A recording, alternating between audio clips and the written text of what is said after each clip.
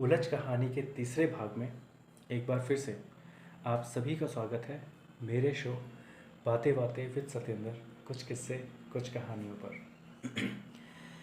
तो अब तक पहले भाग में हमने देखा कि एक बहुत बड़ी चोरी होती है रोहन की कंपनी में। रोहन उस सदमे से उबर नहीं पाता। रोहन के भाई अमन की आत्महत्या की खबर आती है। रोहन की पत्नी रिया का कत्ल हो जाता है। रोहन जब संभलने लगता है तो 4 महीने बाद वो नैना नाम की एक लड़की से शादी कर लेता है, जो पुलिस के सवालों पर एक बहुत बड़ी मुहर थी कि कुछ तो गड़बड़ है। दूसरे भाग के अंत में रोहन की सौतेली माँ शांति देवी की एक सड़क दुर्घटना में मौत हो जाती है। अब तक के 2 भागों में 4 वारदात और अनगिनत सवाल। तीसरे भाग में क्या है? कोई और वारदात या कुछ और? जो भी है वो आपकी सोच से परे ही होगा। तो चलिए समझते हैं उलझ कहानी के तीसरे भाग को। वारदात पूरी तरह से एक अबूझ पहेली बन चुकी थी, जो उलझती ही जा रही थी। एक चोरी अब बहुत बड़ी वारदात बन चुकी थी। शांति की मौत सिर्फ एक दुर्घटना है, पुलिस इसे नहीं मान रही थी। पुलिस एक निष्कर्ष पर तो आ ही रही थी कि ये जो चोरी है ये सिर्फ इसकी असल वारदात को उलझाने की सिर्फ एक कोशिश है।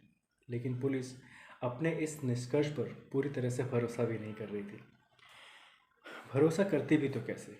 पिछले 5 महीनों में जब भी पुलिस किसी निष्कर्ष पर पहुंचती तो एक नई कड़ी जोड़े पहेली फिर से नहीं हो जाती। पुराना सब कुछ शुरू से शुरू होता और जैसे ही कोई पुलिस किसी नतीजे पर आती तो कुछ नया इस वारदात को फिर से उलझा देता। किसे गवाह बनाए, किस पर शक करें, पुलिस के समझ में अब नहीं आ रहा था। ये उलझती पहेली सिर्फ मौत का तांडव ही दिखा रही थी, और ये पहेली कौन रच रहा था किसी को खबर नहीं थी। इधर शांति की मौत ने एक बार फिर से रोहन को हिला दिया, लेकिन नैना, रोहन की दूसरी पत्नी, जिससे रोहन ने ठीक होने के महज 4 महीने बाद ही शादी कर ली, और पुलिस के सवालों पर एक और सवाल खड़ा कर दिया। नैना ने अपनी समझदारी से रोहन को संभाल लिया।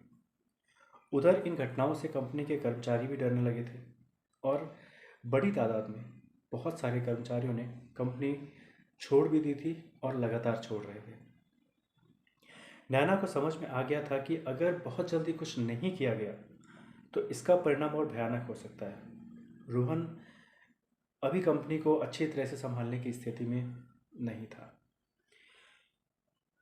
नैना ने तुरंत अपने कंपनी के जो टॉप मैनेजमेंट है उनके साथ मीटिंग बुलाई और कंपनी में हो रहे इन घटनाओं के बारे में चर्चा किया और किस तरह से उन घटनाओं से हटकर कंपनी में एक शांतिपूर्ण माहौल बनाया जाए, उसके बारे में चर्चा होने लगी।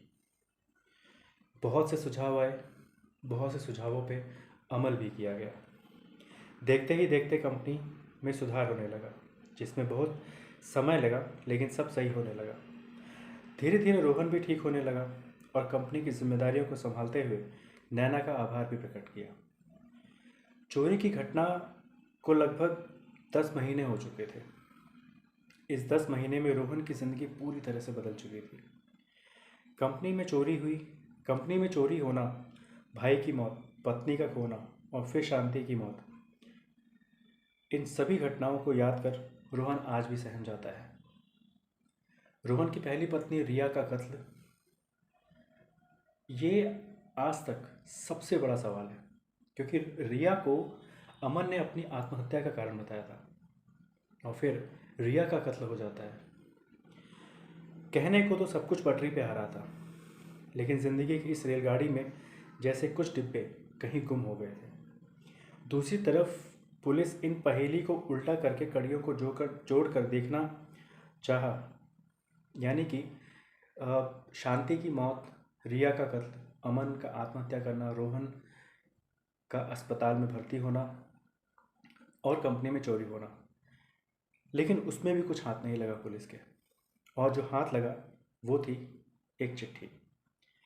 और उस खत की शुरुआत में लिखा था, डियर सर, मैं रिया। रिया? कौन रिया? रिया का तो कत्ल हो जाता है, फिर इस चिट्ठी में कौन रिया है? ये कोई और रिया है, या इस कहानी में कुछ और बाकी है? इस कहानी का उलझना बाकी है। इस कहानी को रिया के खत के इसी शुरुआती अक्षरों पे रोकते हैं, डियर सर, मैं रिया। कौन है रिया, जानेंगे चौथे भाग में। मिलते हैं बहुत जल्द मेरे इस कहानी उलझ के चौथे भाग के साथ।